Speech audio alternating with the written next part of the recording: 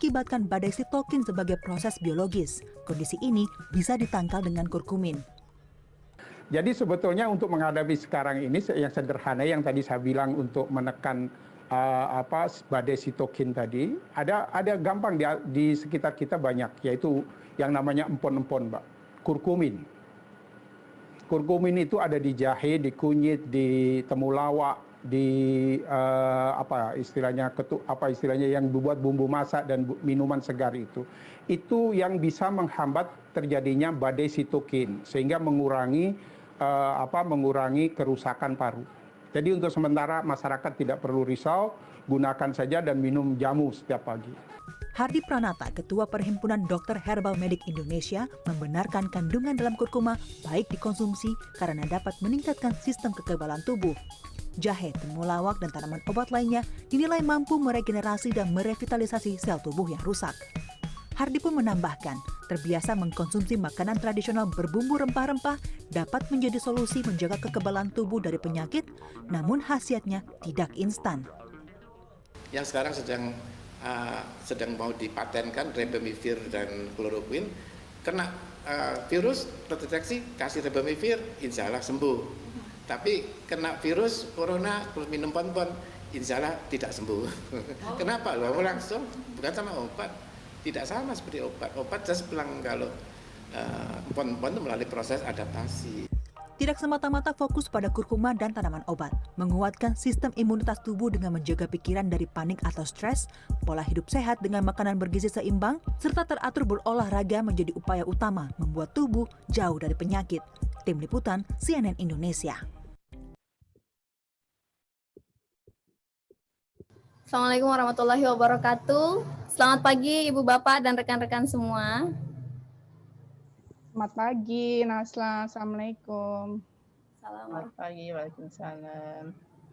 Senang sekali dapat berjumpa lagi dengan Ibu Bapak dan rekan-rekan semua pada pagi hari yang berbahagia. Perkenalkan Ibu Bapak dan rekan-rekan, nama saya Nazla Tanhura Kasuba yang pada pagi hari ini berkesempatan untuk memandu acara WSSC atau Weekend Sharing Session Club yang ke-38 dengan tajuk Herbal Indonesia sebagai peningkatan daya tahan tubuh dalam menghadapi COVID-19. Sebelum memulai acara, saya ingin menyapa-nyapa terlebih dahulu nih, Prof. Reni, bagaimana kabarnya, Prof? Alhamdulillah sehat, Nasla juga ya. Alhamdulillah sehat, Prof. Sudah hadir juga dan bergabung bersama kita di sini pembicara kita, Prof. Berna. Bagaimana kabarnya, Prof? Alhamdulillah sehat. Semoga semua kita sehat ya. Alhamdulillah. Baik, alhamdulillah Ibu Bapak dan rekan-rekan sekalian bahwa Prof. Berna dan Prof. Reni dalam keadaan yang sehat. Tentunya saya juga berharap kepada Ibu Bapak dan rekan-rekan semua agar selalu dalam kondisi yang sehat walafiat. Ibu Bapak dan rekan-rekan semua, sebelum memulai acara, izinkan saya menyampaikan beberapa susunan acara, beberapa tata tertib untuk kenyamanan kita bersama, dan profil singkat moderator juga pemateri kita pada pagi hari ini. Pertama-tama saya akan membacakan susunan acara. Susunan acara kita pada pagi hari ini, kita memulai dengan pada pukul 9.40 hingga pukul 10 ruang Zoom telah kita buka. Kemudian pada pukul 10 hingga pukul 10.15 kita memasuki sesi pembukaan selama 15 menit.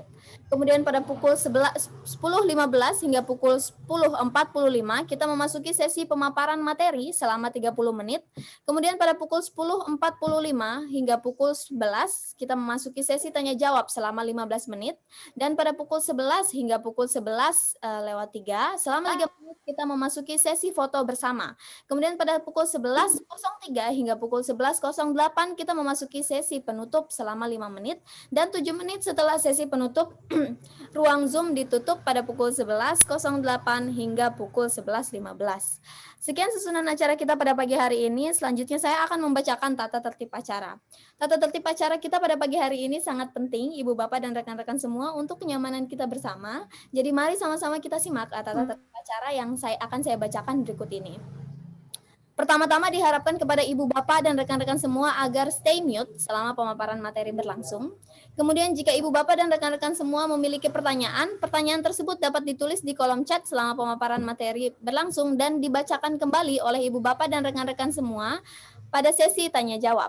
Kemudian yang ketiga, sertifikat akan kami berikan kepada Ibu Bapak dan rekan-rekan semua setelah Ibu Bapak dan rekan-rekan semua mengisi link daftar hadir yang rekan saya bagikan di kolom chat. Yang akan rekan saya bagikan di kolom chat, mohon maaf. Selanjutnya yang keempat, mohon izin mengingatkan kepada Ibu Bapak dan rekan-rekan semua untuk memastikan agar video dalam posisi on ketika sesi foto bersama. Dan mohon izin mengingatkan lagi kepada Ibu Bapak dan rekan-rekan sekalian bahwa ruang Zoom akan ditutup 7 menit setelah sesi penutup. Ibu Bapak dan rekan-rekan semua, acara ini kami dokumentasikan dan dokumentasinya akan kami upload di Instagram @sharingbarengprofreni dan YouTube channel Sharing Bareng Prof. Reni. Sekian tata tertib acara kita pada pagi hari ini. Selanjutnya saya akan membacakan profil singkat moderator kita. Moderator kita pada pagi hari ini adalah Profesor Dr. Reni Akbar Hawadi, MSI MM Psikolog. Beliau adalah guru besar Universitas Indonesia Fakultas Psikologi. Prof. Reni ini juga adalah sosok yang menggagas acara kita pada pagi hari ini, yaitu Weekend Sharing Session Club yang pada pagi hari ini sudah sampai di pertemuan ke-38. Untuk informasi lebih lanjut, beliau dapat dihubungi di email beliau akbarhawadi@gmail.com dan website beliau www.lydiafreyanihawadi.com, juga Facebook beliau Reni Akbar Hawadi dan Instagram beliau Reni Hawadi. Sekian profil singkat moderator kita pada pagi hari ini. Selanjutnya saya akan membacakan profil pembicara kita. Pembicara kita pada pagi hari ini adalah Profesor Dr. Berna Elia, MS APT. Beliau adalah ahli farmakognosi dan beliau juga adalah guru besar Universitas Indonesia Fakultas Farmasi. Beliau memiliki beberapa hibah penelitian. Hibah penelitian beliau yang pertama adalah, saya mohon izin sebentar Ibu Bapak dan rekan-rekan sekalian.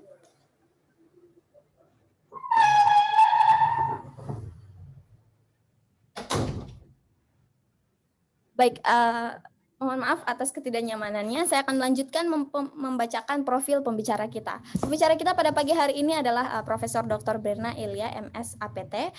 Beliau adalah ahli farmakognosis dan guru besar Universitas Indonesia Fakultas Farmasi. Beliau juga memiliki hibah penelitian. Hibah penelitian beliau yang pertama adalah karakterisasi senyawa bioaktif dari kulit batang kayu sarampa yang dapat menghambat enzim alfa-glukosidase dan peptidase 4. Hibah penelitian berasal dari Kemenristek/BRIN PDUPT tahap 1 pada tahun 2020. Kemudian selanjutnya yaitu terapi alternatif pada diabetes mellitus, studi terhadap kombinasi jamblang, sambiloto dan secang, Ristek BRIN penugasan tahap 2 pada tahun 2020. Kemudian yang ketiga, uji aktivitas anti-aging dari buah rubus fraxinifolius UI/putih doktor pada tahun 2020. Mohon maaf jika banyak pengucapan yang salah, dan beliau memiliki lebih dari 26 hibah lainnya pada 5 tahun terakhir. Untuk publikasi ilmiah, beliau memiliki tentu sangat banyak publikasi ilmiah. Salah satunya adalah mengenai isolation, identification, and synthesis of neolignans from Phoebe declinata leaves, molecular modeling, dan anti-cancer evaluation pada tahun 2021. Dan beliau juga memiliki lebih dari 100 publikasi lainnya. Beliau juga memiliki pengalaman short visit, yaitu riset PhD di Kumning Institute Material Medica tahun 2003, kemudian postdoktoral University Malaysia pada tahun 2010, dan Jepang University of Okayama pada tahun 2014. Untuk informasi lebih lanjut, beliau dapat dihubungi di email beliau bernaelia@farmasi.ui.ac.id. Sekian profil singkat pemateri kita pada pagi hari ini. Dengan ini mengakhiri sesi pembukaan kita. Selanjutnya acara akan saya berikan kepada Prof. Reni. Silahkan Prof. Baik, terima kasih banyak Nasla. Assalamualaikum warahmatullahi wabarakatuh. Waalaikumsalam warahmatullahi wabarakatuh. Prof. Berna yang saya hormati, Ibu Bapak, Mbak Mas, para peserta dari WSSC yang ke-38 yang saya muliakan. Alhamdulillah, syukurillah kita ketemu lagi ya. pada hari Sabtu tanggal 13 Maret 2021. Jadi tadi kita sudah mendengarkan luar biasa CV, short CV-nya dari Prof. Berna ya. Prof. Berna ini adalah teman sejawat saya di Dewan Guru Besar UI, beliau dari Fakultas Farmasi, saya dari Fakultas Psikologi, dan beliau sangat aktif sekali di dalam penelitian-penelitian yang diikuti. Ya, nah masalah kesehatan ini adalah hal yang sangat mahal ya, dan tidak bisa dibeli dengan uang. Kita semua dari kita ingin sehat terus, ya, tetap sehat, jauh terhindar dari penyakit ya. Banyak nasihat yang telah kita terima ya, misalnya olahraga secara teratur, kemudian konsumsi makanan yang sehat, pola hidup yang sehat. Namun begitu kita merasa tidak enak, tubuh tidak sehat ya, kita biasanya dan mengakibatkan aktivitas kita tidak lancar, seringkali yang terpikir adalah obat-obat yang kita beli di apotek ya, obat-obat yang sebenarnya sintetis gitu. Nah, padahal kalau kita ingat, ya, negara kita ini kekayaan hayatinya berlimpah ruah ya. Jadi obat herbal itu mudah dicari, gitu ya, Prof. Berna ya. Bisa. Tapi ini kenapa rasanya kok lebih populer ya, lebih populer untuk mengkonsumsi obat kimia sintetis ya daripada obat herbal. Dan ini masalahnya ada di mana nih? Apakah pendidikan di rumah atau kurang gencarnya dari pemerintah untuk mengenalkan herbal dalam kurikulum atau bagaimana nih Prof. Berna? Sambil Prof. Berna juga cerita sedikit kenapa kok tertarik dengan masalah farmakognisi ini. Silakan. Ini terima kasih atas ini pertanyaannya. Yang pertama yang terkait ini dulu ya, terkait ketertarikan ya, terkait dengan farmakognisi ini ya. Mungkin karena di keluarga saya ya dulu kan ibu saya itu selalu menggunakan jamu-jamu di rumah ya. Jamu-jamu di rumah. Emang kita lagi kecil itu emang suka dicekokin jamu ya, bahkan sampai SMA pun tuh ketika saya belum ke Jakarta ya, ke UI, itu setiap hari itu masih minum jamu pahit-pahitan itu, misalnya kayak sambil nonton pahit ya. Itu ya, tiap malam itu harus minum gitu, kata ibu saya, biar sehat ya, daya tahan tubuhnya biar meningkat, biar nggak mudah terserang penyakit. Jadi memang kita selalu minum ya, termasuk yang pahit-pahitan juga, bukan hanya beras kencur atau misalnya kunyit, tapi juga jamu-jamu pahitan nama ibu saya. Jadi berarti memang dari orang tua ya mendidik seperti itu ya. Oh, oke. Nah, kemudian terkait tadi ya yang untuk yang mengapa terpikir oleh kita tadi yang bahan-bahan obat yang sintetis ya. Nah, itu sebenarnya sih ketika memang kan kalau obat-obat herbal ini kan nggak bisa langsung kayak tadi kita lihat dengan juga di video ya. Iya. Saat itu juga sembuh. Nah, ya. Nah, memang kalau kita memang misalnya menderita katakanlah panas tinggi, nah itu kan memang kita harus mengkonsumsi misalnya penurun panas ya. Tapi kalau untuk dalam rangka ya, misalnya untuk meningkatkan daya tahan tubuh kita ya memang kita harus mengkonsumsi obat herbal ini tidak hanya maksudnya sehari berhenti gitu ya, tapi harus memang rutin. Dimana kalau kita lihat ya nenek-nenek moyang kita dulu misalnya mengkonsumsi jamu itu secara rutin ya, mereka mengkonsumsinya setiap hari. Nah itu salah satu cara untuk meningkatkan daya tahan tubuh kita. Nah, jadi berarti kalau misalnya sakit langsung minum obat aja ya, sementara kalau untuk merawat gitu, memaintain itu lebih baik herbal ya?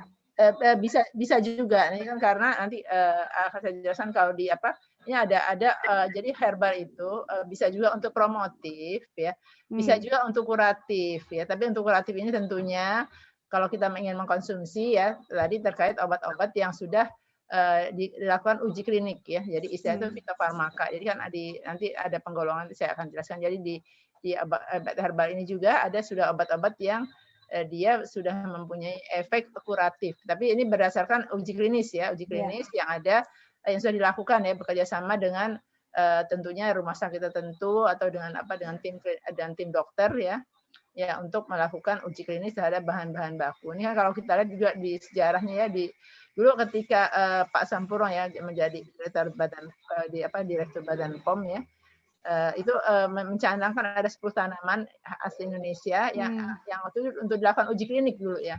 Jadi sebenarnya ada beberapa tanaman Indonesia memang sudah dilakukan uji klinik waktu itu, tapi memang itu tidak apa, ketika itu tidak untuk dipublikasikan ya. Ketika itu maksudnya untuk dasar kita mengapa tanaman itu bisa untuk obat klinis ya. Antara lain itu misalnya sambiloto untuk obat diabetes dulu ketika itu sudah dilakukan ya terkait uji kliniknya.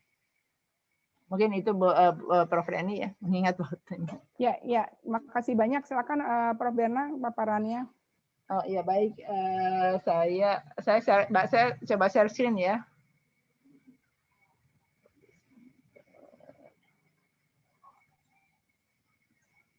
Mungkin nanti bisa disebutkan yang 10 apa namanya yang sudah uji klinik itu 10 herba Indonesia. Sayang ya baru 10 ya yang uji klinik. Ya, dulu itu antara lain ya misalnya kurkumin ya untuk hepatoprotektif ya ketika itu ya itu tahun 2004 kalau nggak salah ya saya 2004 ya cukup lama.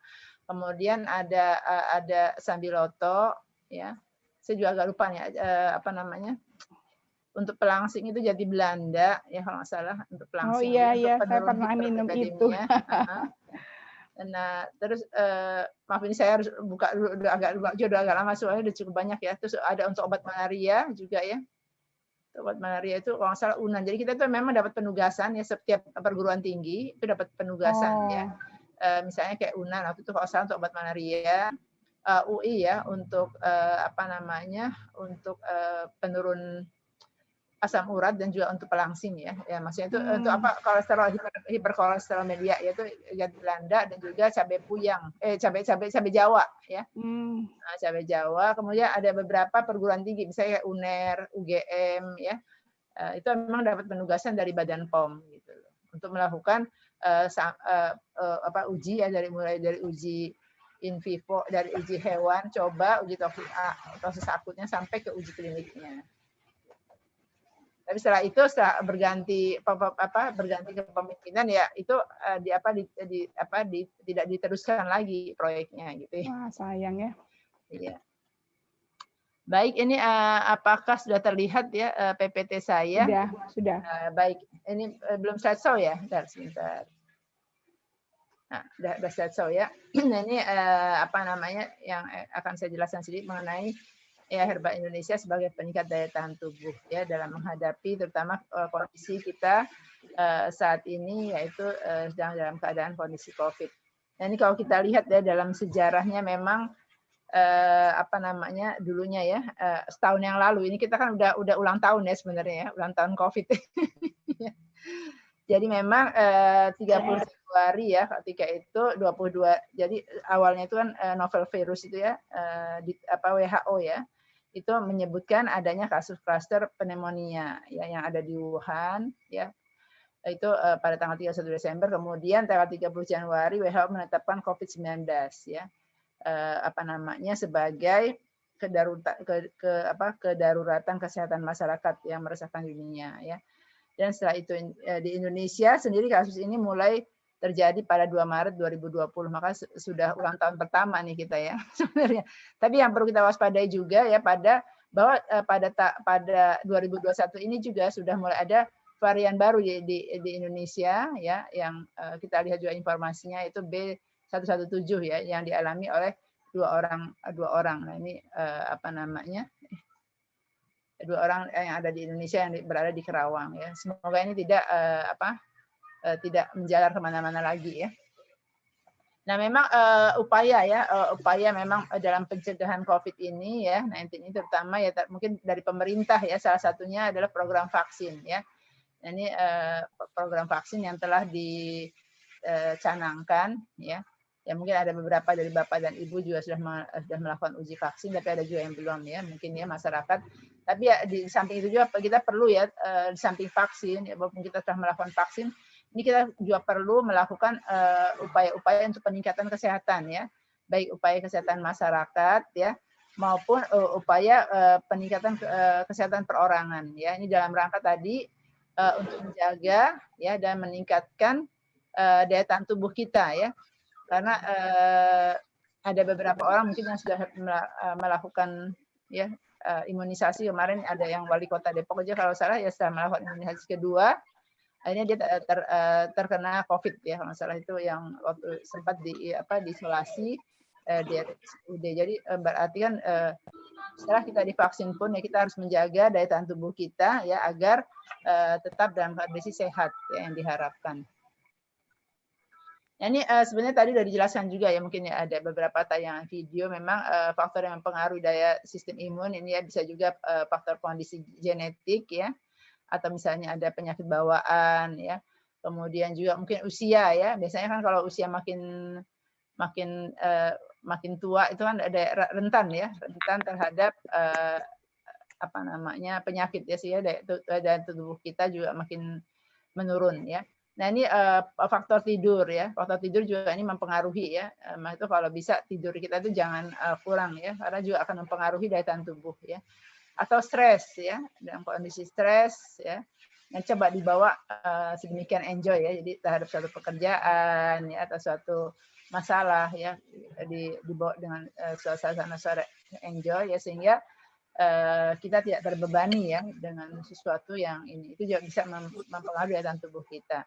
Ya mungkin tentunya di samping itu juga tadi ya nutrisi ya, terus hidrasi ini terkait minuman ya, terkait yang kita harus minum berapa hari ya, sehari dalam berapa liter ya. Ini juga kalau kita kurang minum ini juga akan ya mempengaruhi kesehatan tubuh kita. Di samping itu juga mungkin lingkungan ya, termasuk kebersihan, tata kota atau dan aktivitas kita sehari-hari ya.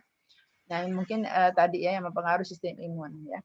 Tadi dalam rangka ya tadi menjaga daya tahan tubuh kita, memang kita perlu menjaga kebersihan ya, baik kebersihan rumah, kebersihan lingkungan ya, kebersihan pribadi ya, dan juga mungkin olahraga teratur. Ini karena olahraga ini merupakan salah satu ya faktor juga untuk meningkatkan daya tahan tubuh ya.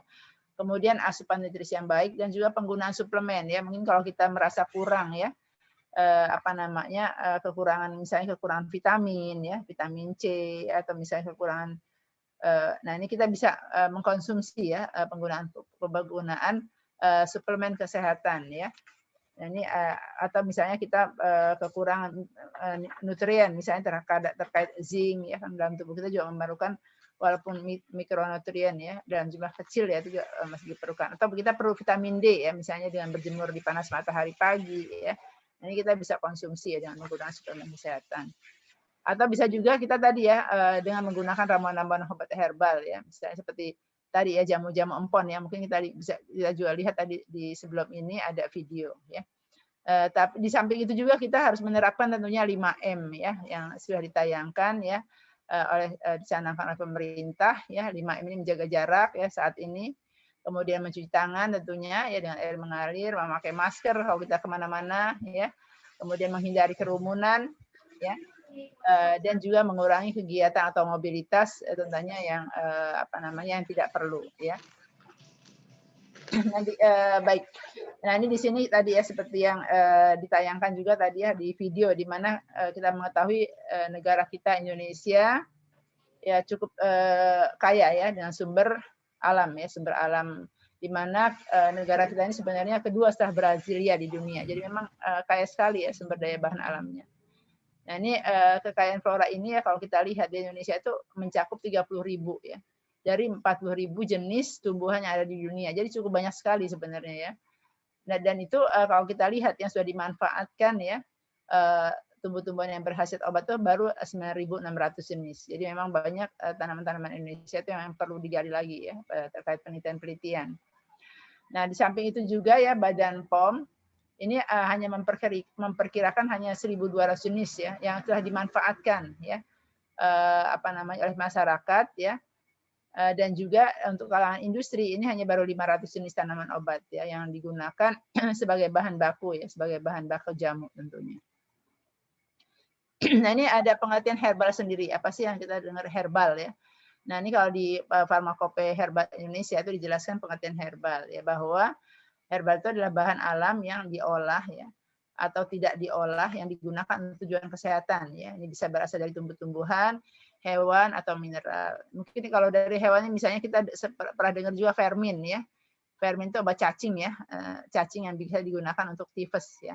Ini memang dulu ketika 2000, saya ingat ya dari 2010-an ya, 2000 tahun 2003-an ya. Cacing ini dijual dalam bentuk rajangan. Jadi memang benar-benar cacing yang masih belum di dalam kapsul ya. Ini kan dulu saya pernah ingat membeli ya, terus digodok ya, karena kita untuk kepentingan penelitian ya. Tapi setelah itu memang berkhasiat untuk TBC ya, untuk tifus bukan TBC, untuk tifus ya. Dan juga kemudian akhirnya oleh perusahaan itu dibuat dalam kemasan ya, yang sekarang kita kenal mungkin dengan Fermin. Ya. Ini ada pengertian obat tradisional, ini sesuai dengan Undang-Undang Kesehatan, di mana obat tradisional itu bisa berupa ramuan ya, dari tumbuhan atau hewan atau mineral, bisa juga berupa sediaan galenik ya, atau juga campuran ya dari bahan yang secara turun-temurun ya, yang tadi digunakan untuk pengobatan dan yang diterapkan ya sesuai dengan norma yang berlaku di masyarakat. Jadi sebenarnya kalau kita lihat ya tadi ya, untuk upaya meningkatkan ya daya tahan tubuh ya, daya tahan tubuh kita ini tentunya dengan menjaga tadi ya, menjaga sistem imun tubuh kita ya. Sebenarnya tubuh kita ini memiliki sistem imun yang kompleks ya, sebenarnya karena kita lihat ya, tubuh kita ini terdiri dari sel ya, jaringan atau organ ya, dan mediator ya, yang lain yang terlibat ya. Sehingga sistem tubuh kita sendiri ini terdiri dari dua sistem imun ya, yaitu ada yang disebut dengan kekebalan alami ya, ada yang disebut dengan kekebalan adaptif ya. Jadi ini kekebalan adaptif tentunya yang kekebalan yang dari kalau yang kekebalan alami ya, ini melibatkan sel-sel pembunuh alami ya, yang ada dalam tubuh kita ya, misalnya ada leukosit ya, yang kenal dengan istilah makrofag ya. Nah, tapi ada juga misalnya ada juga kekebalan adaptif ya. Ini dari ini melibatkan misalnya sel limfosit T dan B ya, dengan menghasilkan antibodi ya, atau respon imun. Nah, ini sebenarnya kalau kita lihat juga ya, penggunaan obat tradisional ini ada yang penggunaannya untuk promotif ya, jadi untuk meningkatkan daya tahan tubuh kita, menyehatkan ya, tapi juga ada yang misalnya untuk preventif ya. Preventif itu mencegah terjadinya penyakit. Nah, tapi ini juga ada yang bersifat kuratif. Kuratif ini untuk pengobatan ya, nanti kita bisa melihat ya, misalnya untuk pengobatan ya. Kemudian juga untuk rehabilitatif ya, jadi atau paliatif ya, untuk meningkatkan kualitas hidup ya. Nah, ini kalau kita lihat kuratif ini sebenarnya di Indonesia juga sudah ada ya, Hortus Medicus yang di Tawangmangu Solo ya, di mana di situ sudah ada balai pengobatan ya, untuk obat-obat orang-orang yang ingin berobat ya, tapi tentunya dengan menggunakan obat-obat herbal ya. Di sana sudah ada ya, cuman videonya belum saya tayangkan. Baik ya. Nah, di sini pemanfaatan herbal ini sebagai obat dalam tentunya ya, bisa kita buat dalam bentuk sediaan ramuan ya, ramuan seduhan misalnya ya, atau kalau kita tidak ingin mengkonsumsi, kita bisa membeli misalnya dalam bentuk jamu ya, atau obat herbal tersandar, atau juga fitofarmaka ya. Baik, untuk tadi ya sediaannya tadi ramuan jamu bahan ramuan yang kita buat sendiri ya, tentunya kita harus menyiapkan ya. Nah, ini bisa juga kita menyiapkan dari bahan segar ya. Tapi kalau memang tidak ada, bisa juga kita langsung menyediakan dengan bahan baku ya. Jadi bahan baku segar ya, kita keringkan dahulu ya, kita rajang-rajang ya, kecil-kecil ya, kemudian kita angin-anginkan ya. Nah, ini kemudian kita serbuk ya, Nah, ini kita bisa siapkan tentunya, nanti kalau kita ingin menggunakan, nah kita tinggal mengkonsumsi yang dalam bentuk serbuk ya. Nah, ini untuk cara pembuatannya sendiri ya. Ini kalau misalnya tadi ya dalam bentuk serbuk tadi ya. Nah, bisa kita misalnya seduh dengan air panas ya. Kita langsung tuang, kita minum ya. Bisa juga kita godok ya, dalam bentuk rajangan ya.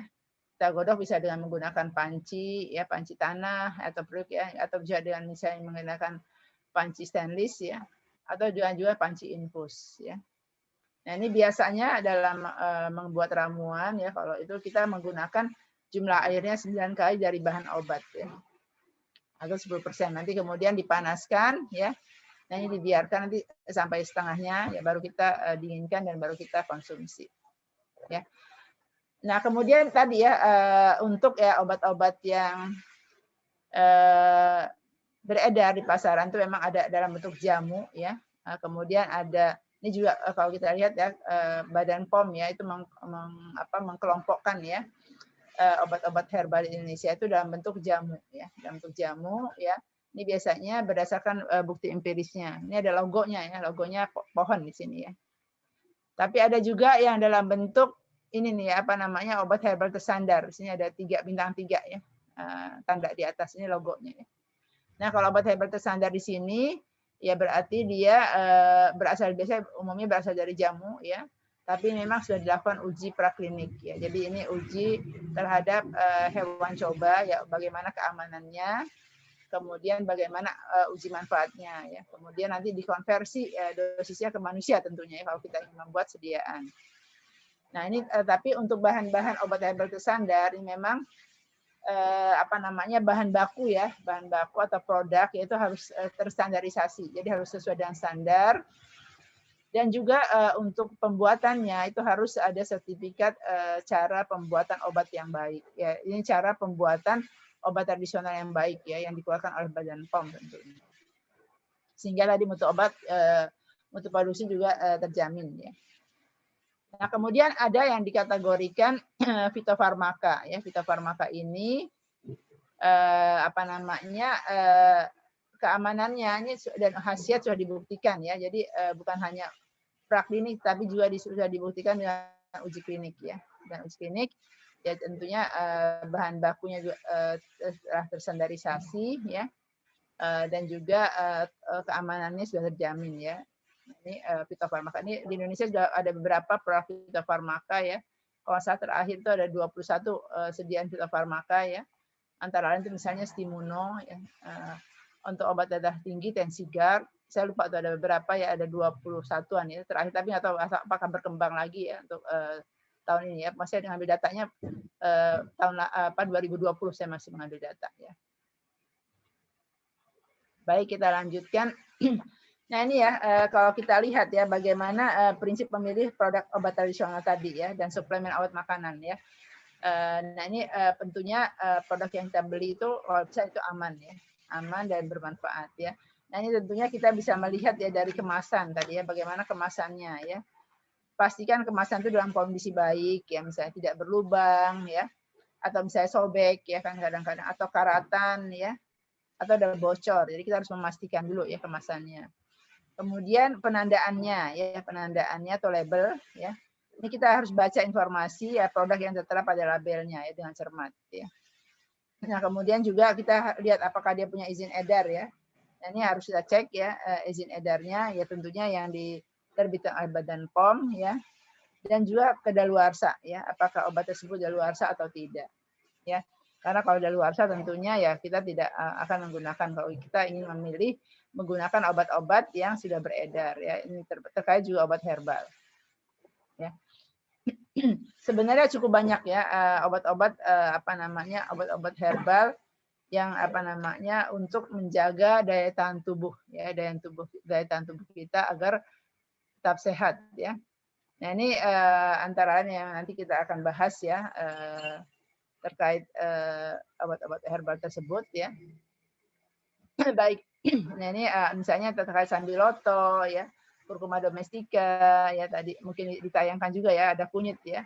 Ada kunyit, ada temulawak ya. Kemudian ada juga buah ya, beberapa buah kalau kita lihat ya, ada bisa buah dari sini ya dan buah-buahan lain ya. Kemudian juga Philanthus niluri ya, zingiberis, psidium, ya, buah Java. Baik ya. Nah, ini mungkin yang kita sering dengar ya, ini terkait Andrographis paniculata ya, di mana istilahnya di Indonesia disebut dengan papaitan ya. Kita suka menyebutnya dengan istilah papaitan ya. Nama asingnya ini ada beberapa di Malaysia ini disebut bidara ya. dan lainnya bisa dilihat ya. Nah ini kandungan kimianya ya, kandungan kimianya memang ada andrograpolit ya, yang khas ya daripada sambiloto ini ya. Nah penggunaan sambiloto ini kalau kita lihat ya, ini di buku Cabai Puyang juga kalau kita lihat ya, sambiloto ini cukup banyak juga ya digunakan. Ini tahun 68 ya, Cabai Puyang ini yang cetakan ketiga kalau salah ya, yang saya ambil ya di sini 68. Di mana dia digunakan untuk radang amandel dulunya ya, borok ya, untuk tifus, demam, ya gatal-gatal ya. Ini juga untuk kencing manis ya, untuk kencing manis ya, untuk diabetes maksudnya kalau istilahnya. Kemudian untuk disentri, untuk tonikum ya, dan juga untuk masuk angin ya. Kalau kita lihat di apa yang di WHO 2002 itu memang salah satunya misalnya untuk TBC bisa ya, kemudian untuk hepatitis ya, untuk malaria ya, untuk luka bakar dan sebagainya. Nah ini kalau kita lihat ya dari sambiloto sendiri ini ya, khasiatnya andrograpolit sebenarnya sudah cukup banyak ya penelitian-penelitian terkait sambiloto ya. Ini misalnya terkait misalnya anti diabetes. Anti diabetes itu cukup banyak sekali ya. Bahkan ketika saya mahasiswa dulu ya, saya ingat baru lulus ya, saya meneliti tentang andrograpolit ya, tentang sambiloto ini, di mana dia memang bisa menurunkan kadar diabetes ya. Bahkan juga bisa untuk melangsingkan ya. Jadi orang yang mengkonsumsi tikus yang diberi konsumsi diabetes yaitu sambiloto itu lama-lama tubuh badannya juga menurun ya, berat badannya. Ya. Nah, ini tadi ya ini sebenarnya juga sudah diteliti ya sebagai anti obesitas ya. Jadi untuk mencegah obesitas ya.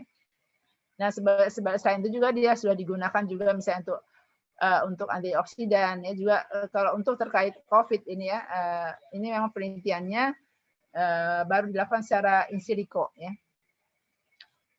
bahwa dia dapat menghambat protease ya SARS-CoV-2 ini ya melalui pengajian in silico ya. Kemudian juga selain itu juga dia juga untuk antivirus ya, ini telah dilakukan ya pada pasien HIV ya. Jadi jadi dia akan berguna ya, maksudnya jadi ada penurunan. Oh, kita lihat di sini ada penurunan ya pasien ya. Jadi rata-ratanya menjadi ini ya, pasien HIV-nya positif ya. Ini awalnya ini terjadi penurunan, nanti yang mereka sehat kembali ya. Kalau kita bisa lihat ini di jurnalnya ya, ada lebih detailnya. Kemudian juga untuk antiinflamasi ya. Kemudian untuk sebagai imunomodulator ya. Imunomodulator juga telah diteliti ya. Bahkan juga sebagai antipiretik ya. Nah ini tadi ya sebagai imunomodulator, bahkan juga untuk hepatoprotektif tadi ya, ini sambiloto ini juga sebagai imunomodulator ya, yang dilakukan penelitian. Nah di samping itu juga sambiloto sebenarnya untuk aktivitas saluran pernapasan ya, ini juga telah diteliti ya pada pasien pernapasan bagian atas ya. Jadi dengan mengkonsumsi sambiloto ya, ini menunjukkan bahwa mengurangi gejala ya infeksi saluran pernapasan. Nah, ini penyiapannya ya, penyiapan sambiloto ini biasanya kita menggunakan 3 sampai 9 gram herba kering ya, atau 25 sampai 75 gram herba segar. Kemudian sebagai dosis tunggal sesuai kebutuhan ya. Kemudian bisa juga sebanyak 3 gram bahan kering ya, atau 25 gram direbus ya, kemudian kita minum 2 kali sehari ya sebelum makan. Ini di acuan sediaan herbal jadi. Nah ini yang lain, misalnya itu ada juga tadi ya disebut dalam video itu misalnya curcuma domestica ya. Nah ini karena kandungannya itu memang tadi salah satunya kurkumin ya. Kurkumin memang kalau kita lihat ya di mana penggunaan rimbang kunyit ya, ini pada tahun 87 memang sudah digunakan ya di HENA, buku tumbuhan berbunga Indonesia, di tahun 1987 itu dia berguna untuk berbagai radang, itu rematik ya, berat nyeri, penyakit hati, batu ginjal ya. Dan juga ini kalau kita lihat ya Guzman ya, ini juga pada tahun ini juga pada 1998 ya membuat bukunya, bisa juga katanya menyembuhkan pilek ya, bronkitis dan asma. Nah ini kalau kita lihat ya kurkumin ini ya yang terkandung di kunyit ini juga mempunyai khasiat banyak ya, selain sebagai tadi ya sebagai imunomodulator ya tentunya untuk meningkatkan daya tahan tubuh ya.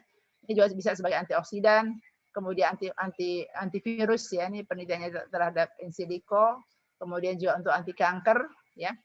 Ini untuk anti diabetes penelitiannya dilakukan oleh Chang et al. Ya, kemudian juga untuk antivirus ya, untuk antivirus terkait replikasi ini hepatitis B ya, terutama hepatitis B ya. Dan juga untuk antiinflamasi ya. Nah ini penyiapannya biasanya kalau kita ingin membuat sendiri ramuannya ini 1 gram ya, setengah atau 1 gram dari simplisia direbus, nanti kemudian kita saring ya, nanti kita konsumsi ya. Ini ada caranya. Cabai puyang juga bisa pakai kunyit segar, diperas, nanti baru kita minum ya dengan madu. Kalau gitu ya, diperas, diparut, diperas, kita minum dengan madu 2 kali sehari ya. Nah ini di samping tadi ya yang mengandung kurkumin itu adalah kunyit itu adalah temulawak ya. Temulawak ini juga mengandung kurkumin ya. Nah ini kalau kita lihat temulawak ini juga sudah digunakan ya di Indonesia untuk misalnya gangguan hati, ya, sembelit, ya, ini diare, ini dan lain-lain ya sudah digunakan. Nah ini efeknya juga sebenarnya dari temulawak ini juga hampir sama ya dengan kunyit ya, karena dia juga mengandung kurkumin tadi ya. Jadi memang untuk sebagai imunostimulan. Saya sampai 10.45 tadi ya suruh bicara, maaf nanti tadi lupa ntar takutnya kebablasan. Ya ini juga sebagai imunostimulan. Kemudian ini penyiapannya ya. Penyiapannya di Henan juga udah ada nih cara penyiapannya tahun 1950 ya, bagaimana cara penyiapan temulawak tadi ya untuk meredakan gangguan hati. Dan merebus 25 gram temulawak segar ya, diminum ya, kemudian nanti kita peras ya. Ini bisa juga Badan POM ini penyiapannya tadi ini kan. Baik, nah tadi selain itu ya mungkin empon-empon yang lain yaitu misalnya zingiberis ya, zingiberis atau jahe ya. Nah, jahe ini yang kita sering digunakan di dapur, ini kandungannya memang gingerol ya, sangat banyak sekali minyak asirinya.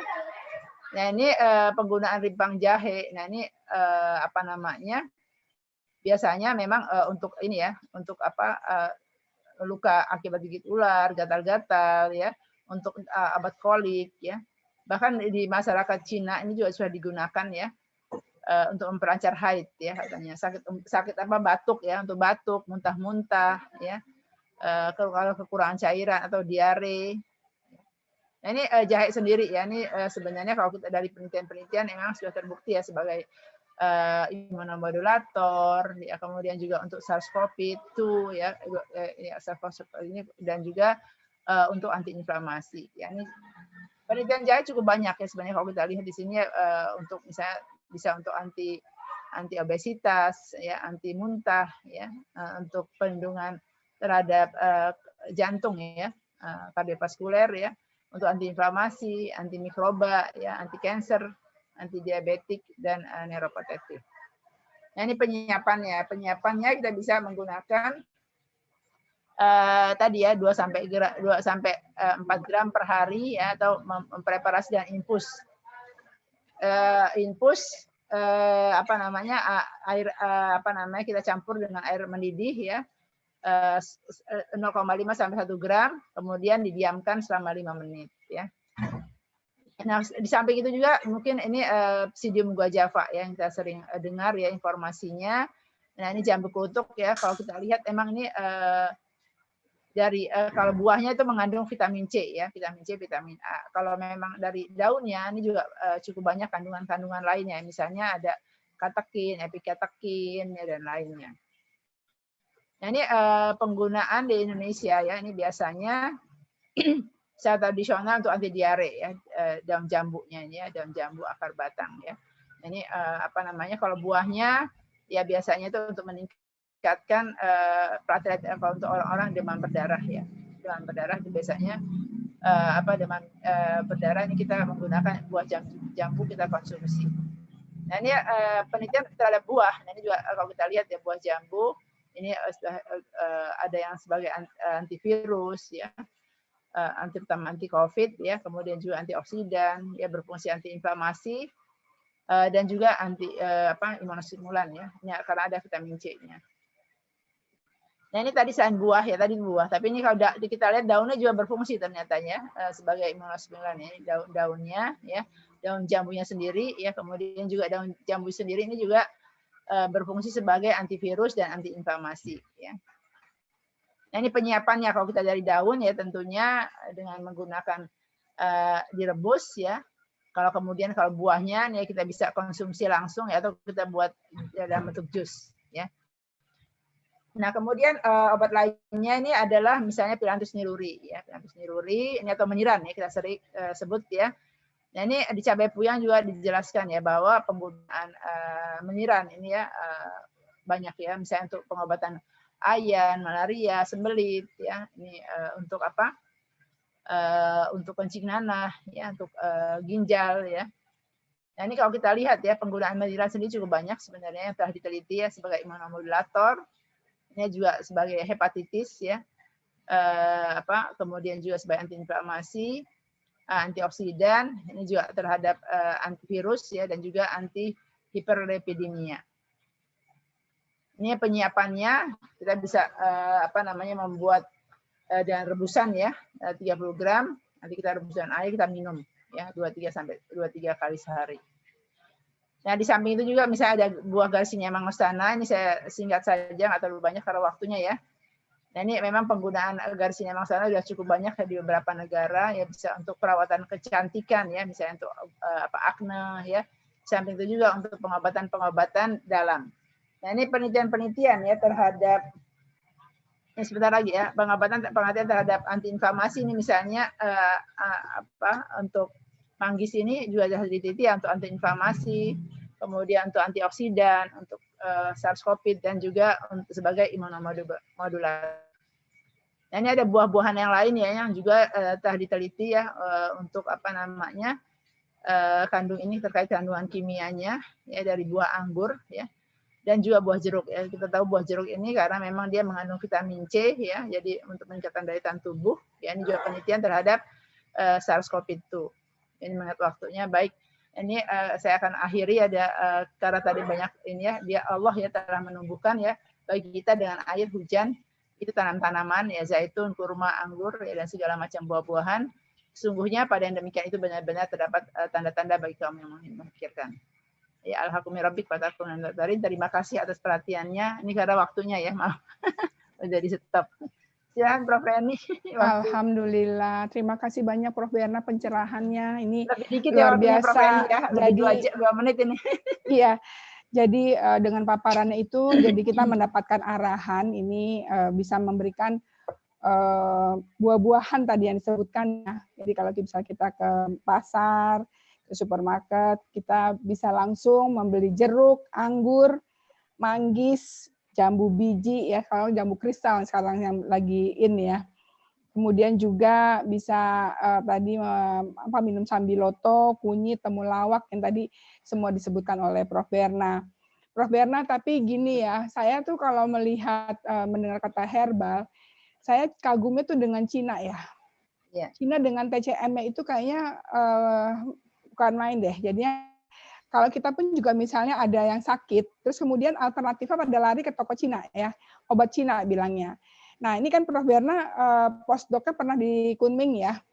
Itu gimana supaya ada kesadaran dari masyarakat ya, campur tangan pemerintah terhadap tradisional obat tradisional ini, TCM traditional Chinese medicine ya. Sementara kita istilahnya nggak ada ya, banyak sekali ya obat tradisional, obat herbal. Bisa nggak kasih namanya tim gitu, tradisional Indonesia medicine. Nah, jadi seperti itu pertanyaan yang pertama. Silakan Prof. Berna. Baik, kalau TCM memang udah cukup lama ya, udah cukup lama berkembangnya. Bahkan kalau pengalaman saya di sana itu ya, sampai ada klinik ibu bersalin loh Bu. Jadi klinik ibu bersalin pun itu misalnya seseorang ya, kalau dia tidak hamil, maksudnya tidak mempunyai anak, bisa berobat klinik herbal ya. Nah, itu diberikan ramuan-ramuan herbal sehingga dia bisa subur ya rahimnya sampai mempunyai anak, dan itu semuanya diberikan obat herbal gitu ya.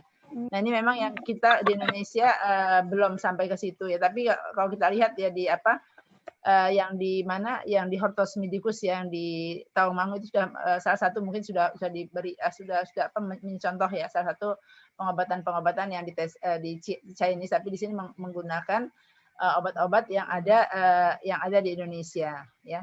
Nah itu juga bagaimana saya pernah mengunjungi obat yang di sana itu ya, ketika itu ada 3 orang ya, dia tidak mempunyai anak ya, udah usianya kian, itu udah berobat di Singapura bahkan ya, ke mancanegara ya untuk tapi belum juga, akhirnya mereka 3 pasangan ini datang ke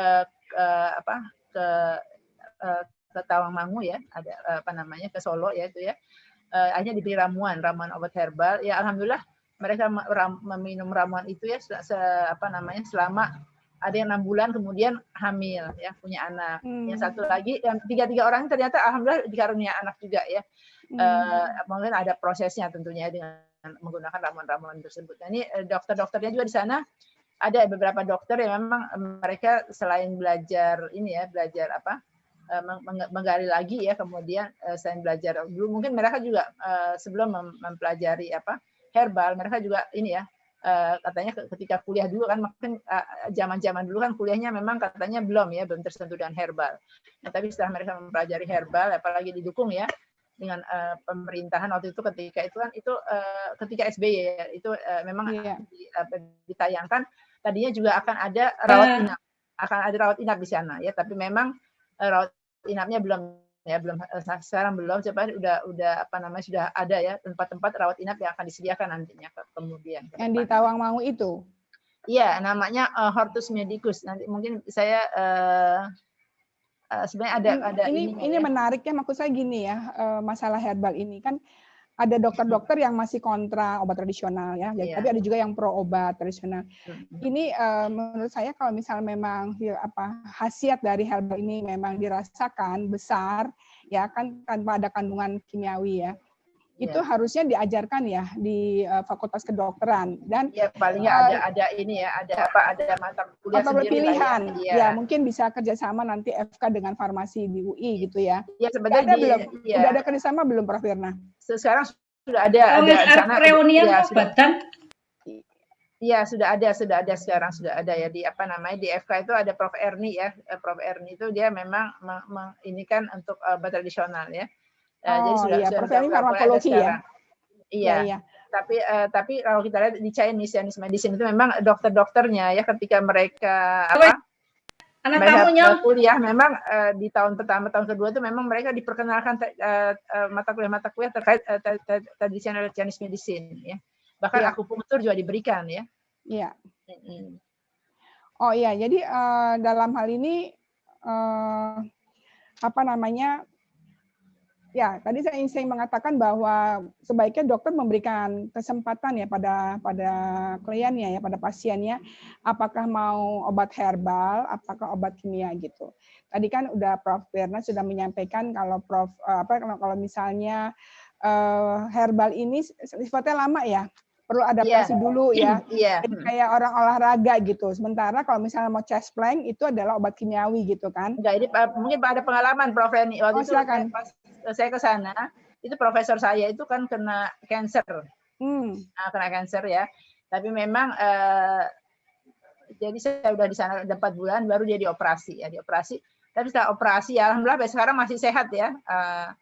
Kansernya dioperasi dibuang, tapi setelah itu mereka mengkonsumsi. Jadi kalau memang operasi kan harus diangkat ya. Diangkat, dan juga misalnya menggunakan obat-obat misalnya setelah operasi memang harus minum antibiotik agar tidak terjadi infeksi atau perkembangan. Nah, tapi memang setelah itu ditopang juga dengan pengobatan herbal. Gitu. Oh iya, baik. Terima kasih banyak Prof Erna. Silakan ada yang mau bertanya satu saja, karena ini mengingat waktu ini kebetulan pada hari ini ada pengukuhan daring dari teman-teman yang dari Fakultas Kedokteran, dan salah satu sahabat saya dikukuhkan, Profesor Dr. Aman Pulungan. Ya, jadi saya akan hadir. Jadinya kita selesaikan jam 11 ya Prof Firna ya. Boleh. Ya. Tapi kalau ada mau bertanya silakan nanti hubungi telepon saya, boleh. Ada yang mau diskusi silakan. Silakan. Boleh bertanya, Prof? Boleh. Silakan. Siapa ini? Mohon maaf, ini saya videonya di off. Saya Bulia. Namanya siapa? Saya Bulia Yuliani, saya herbalis juga, Bu. Oh iya. Jadi pengalaman saya itu ketika kita berusaha dengan medis ataupun herbal, ternyata bisa digabung. Saya pengalaman ada konsultan itu, dia harus diangkat payudaranya karena kanker stadium 3B. Ketika dia harus diangkat, ada obat medis yang harus diminum selama 1 bulan. Lalu dia datang kepada saya bilang, ini sudah dengan medis, tetapi tidak menutup kemungkinan untuk bekerja sama. Oke, Ibu, saya kasih herbal untuk 1 bulan, persis dengan dosis obat medis Ibu. Nah, ternyata setelah 1 bulan minum obat medis dan herbal dengan jambu, tidak bisa disatukan ya. Nah, sebagai adjuvan, ya. Ternyata setelah 1 bulan itu, begitu dioperasi, alhamdulillah dokternya pun senang karena ternyata si kanker itu menjadi masif, tidak usah diangkat, hanya di payudara, tidak usah diangkat, tapi hanya disobek saja, diangkat kankernya. Dan harusnya kemoterapi 10 kali, dia hanya kemoterapi 2 kali. Nah, jadi maksud saya pengalaman 10 tahun ini sering mendampingi medis. Jadi herbal itu, Bu, hanya diberikan ketika kita sudah punya rekam medis. Jangan sekali-kali memberikan herbal berdampingan dengan medis tanpa rekam medis yang jelas. Jadi saya selalu tanya dulu, Ibu, apa rekam medisnya? Apakah itu ronsen? Apakah itu dari dokter, karena saya selalu selalu konsul dengan dokter ahli. Iya, saya nggak kerja sendiri, Bu. Saya ke radiolog teman saya ke interni, saya kemana. Jadi herbal itu bisa berdampingan dengan medis dengan catatan rekam medisnya jelas. Itu saja, Bu. Terima kasih. Baik, terima kasih banyak ditambah wawasan jadinya. Bisa saya sampaikan benar ya katanya ini memang bisa berdampingan ya sebagai adjuvan ya. Misalnya kan ketika orang-orang kemoterapi misalnya ya. Nah, itu kan misalnya nanti efek sampingnya misalnya rambut rontok ya atau apa, misalnya mual-mual. Nah, ini sebenarnya bisa dicegah juga ketika sebelum dia diberikan kemoterapi, ini diberikan juga misalnya sebagai adjuvan ya, obat-obat dari herbal atau misalnya ketika bersamaan. Nah, ini juga sebenarnya sudah dilakukan ya beberapa penelitian ya terkait dokter-dokter yang mengambil S2 di farmasi ya, misalnya dia memberikan ketika mereka menderita misalnya diabetes ya atau menderita TBC ya.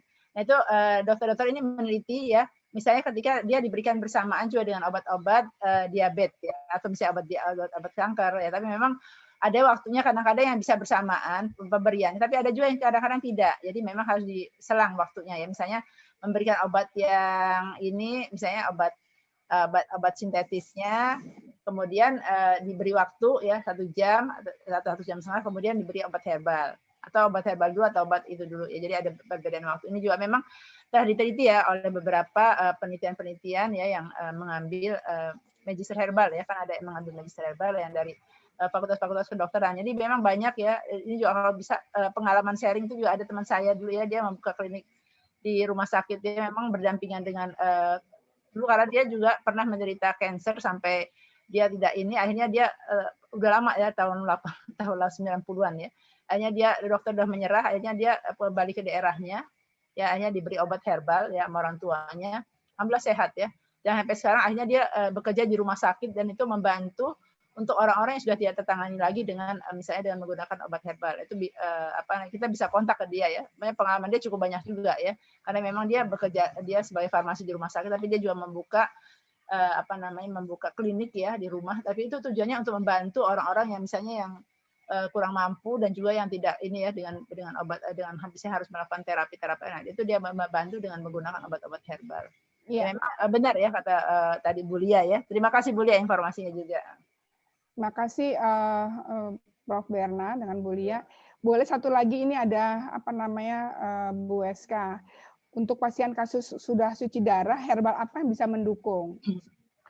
Prof. Berna, untuk cuci darah ini memang, saya belum bisa menginikan kalau dia sudah sampai cuci darah, ini kan ginjal ya berarti ya. Ginjalnya yang terkena. Nah, selama ini memang kita penelitiannya belum sampai ke sana ya. Jadi kalau saya ini kan nanti khawatir juga ya.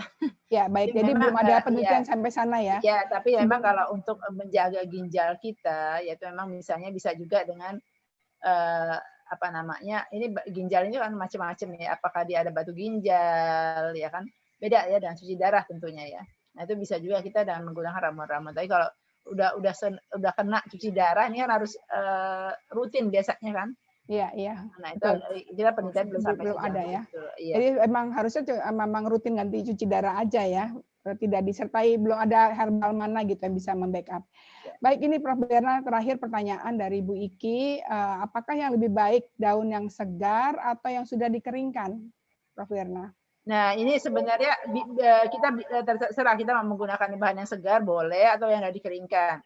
Kalau tujuan dikeringkan itu kan masih agar kita bisa membelinya dalam suatu waktu, kemudian kita simpan, ya kan? Kalau memang tanamannya tersedia di tempat kita bisa juga menggunakan yang segar. Tapi kalau misalnya tanaman itu kita mau konsumsi, misalnya kita membeli di pasar, apalagi dalam kondisi pandemi ya, membeli di pasar, saya segar nih kunyit ya. Kan kalau kita nggak ke pasar-pasar atau mana kan tentunya kita harus mengeringkan ya. Nah itu bisa juga kita harus bisa mengkonversi, sebenarnya ada konversi dalam bentuk segar ke bentuk kering. Nah itu rendemennya berapa gitu. Ya nanti kalau penggunaannya itu pakai istilah di farmasi itu ada rendemen ya. Jadi pengurangan airnya berapa dari misalnya dari basah ke kering. Repot juga ya pikir-pikir ya. Iya, tapi memang makanya orang mendingan beli herbal yang sudah dikapsul atau dalam bentuk cairan dan sebagainya ya. Juga, iya. Karena kalau kita olah sendiri kayaknya repot juga gitu. Betul. Pengetahuannya. Tapi Betul, ini Prof, sebenarnya betul. usaha pemerintah bagus dengan adanya tanaman obat untuk keluarga ya, Prof. Berna ya. Iya. Mungkin ini bisa terus disosialisasikan dan kita memiliki lahan kecil atau pakai polybag untuk apa namanya tadi herbal yang diperlukan tanaman yang obat tradisional yang tadi hasil penelitian dari Pak Sampurno dulu ya tahun 2004 ya. Prof, boleh 2 menit, Prof, 1 menit boleh, Prof? Oh, boleh. Iya, saya ya. Ya, begini, Prof. Jadi memang herbal itu kan asalnya simplicia ya yang dikeringkan. Tetapi dia kalau untuk penyakit-penyakit yang berat itu harus dengan konsentrat tertentu. Nah, konsentrat yang terbaik adalah ketika bentuk kapsulnya sudah dalam ekstrak, dia lebih tinggi daripada serbuk. Nah, ini hanya dihasilkan oleh pabrik obat yang besar. Nah, saya sendiri jadi memang harus hati-hati lihat halalnya sudah ada belum, izin edar yang tadi disampaikan Bu. Makanya saya kenapa berani mendampingi penyakit yang sampai kanker stadium 4 sampai yang terakhir itu saya berani karena memang sudah terstandarisasi dari sisi kehalalannya, izin edar, kemudian ekstrak Bu. Jadi konsentrat itu lebih terukur. Betul Bu, kita masalahnya herbal tuh di situ. Polisianya harus sehat, bersih ya Bu ya. Dosis standarisasi ya. Iya, ini masalah dosis Bu. Kalau herbal itu masalah dosis. Ketika itu dosis tidak terukur, mau sampai di mana ukurannya gitu. Jadi khasiatnya berkurang ya. Betul. Kalau saya selalu kerjasama dengan pasien, Ibu herbal ini berkhasiat untuk 1 bulan. 1 bulan mana saya lihat hasil lab Ibu. Ada yang sampai 8 bulan Bu tidak menstruasi. Ternyata dia gangguan hormonal dan ketemunya oleh herbal. Sudah kemana-mana berobat.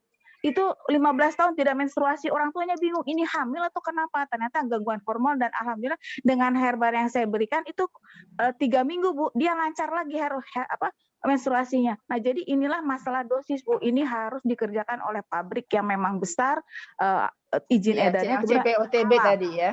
Iya, LPPOM MUI itu nomor 1 pentingnya itu Bu. Terima kasih, mohon maaf. Terima kasih. Silakan Bu Prof. Berna mungkin nomor HP-nya kalau misalnya ada yang ingin kontak dengan Prof. Berna karena ini mohon maaf sekali lagi ini menarik sekali pembicaraan hari ini topiknya bagaimana herbal Indonesia sebagai peningkat daya tahan tubuh ya dalam menghadapi COVID ini. Ya, sayang waktunya yang terbatas.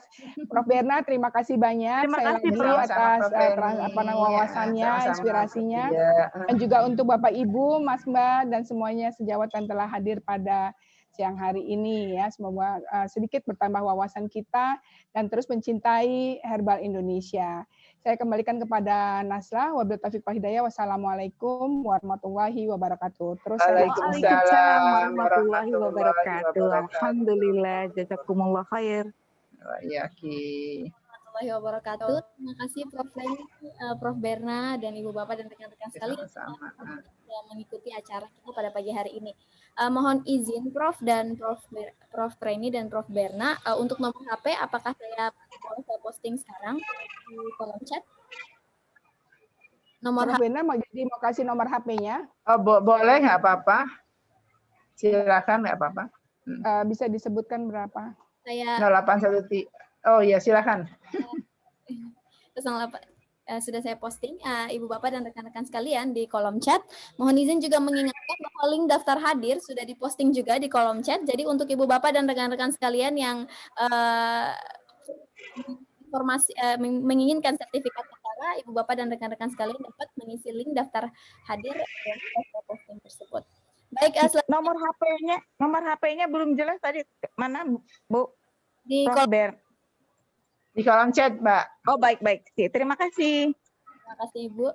Baik, selanjutnya adalah penyerahan sertifikat kepada Prof. Berna oleh Prof. Reni. Silahkan, Prof. Berikut ini adalah sertifikatnya. Silahkan, Prof. Reni. Ya, baik.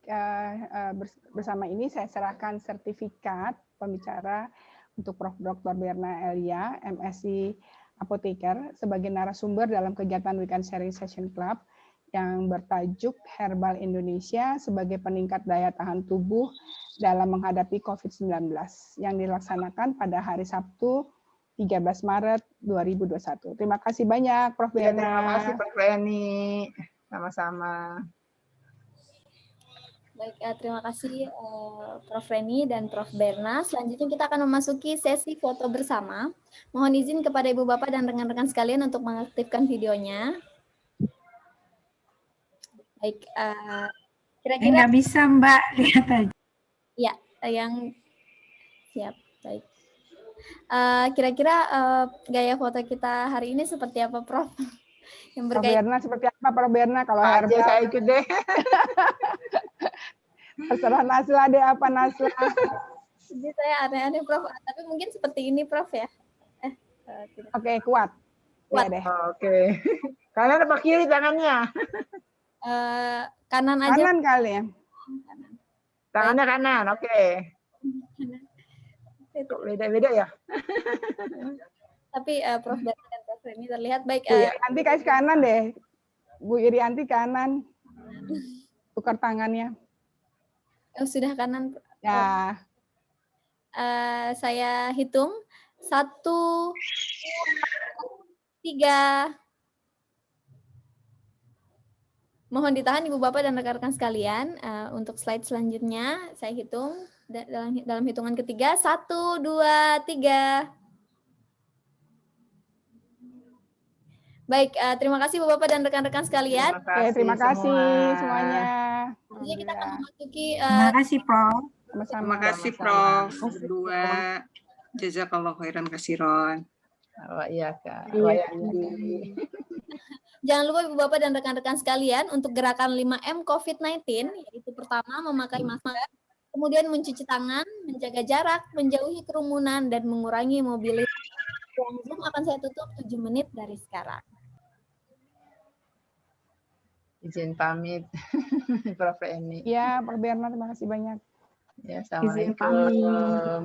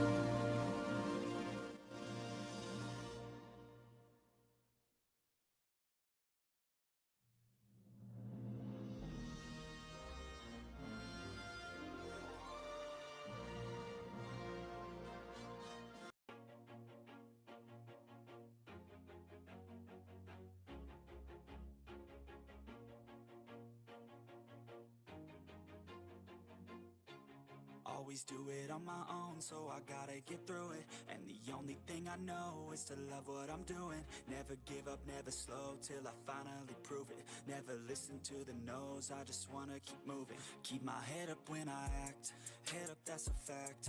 Never looking back, I'ma keep myself on track. Keep my head up, staying strong, always moving on. Feel I don't belong, tell my thoughts to move along. Push myself to be the best, die with no regrets. Live with every breath, see my message start to spread. And I had so many dreams, then you hit your teens. Life ain't really what it seems, try to find out what it means. Always do it on my own, so I gotta get through it. And the only thing I know is to love what I'm doing. Never give up, never slow, till I finally prove it.